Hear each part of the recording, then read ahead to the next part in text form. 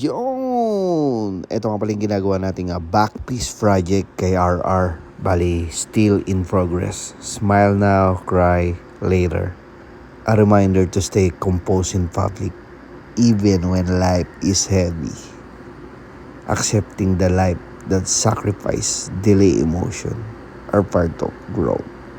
Kapatid, sa lahat ng gustong magpatattoo, we do home service sa Tidsundo, even walk in our shop located at Nara Street, 3 Lane 3, Imus, Cavite. Kuya!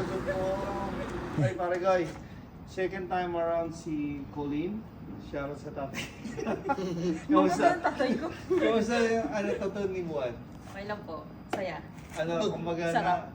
addiction na sa Addiction tattoo. na. Pag nagpatattoo ka kasi talaga, ito yun, dami na tattoo. Back piece project ginagawa natin kay RR. Kamusta naman? Masakit pero masarap. Masarap. Game ulit. Sana na. So yan, kapatid.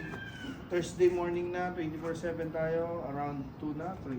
So sa lahat ng gusto mong patattoo, kanina nasa Malibay tayo, last time Bataan, Bicol last year, diba? So sa lahat ng gusto mong patattoo, we do home service at Tidsundo and walk in 24/7. Maraming salamat. Salamat yan. Solid. Thank you. Maraming salamat.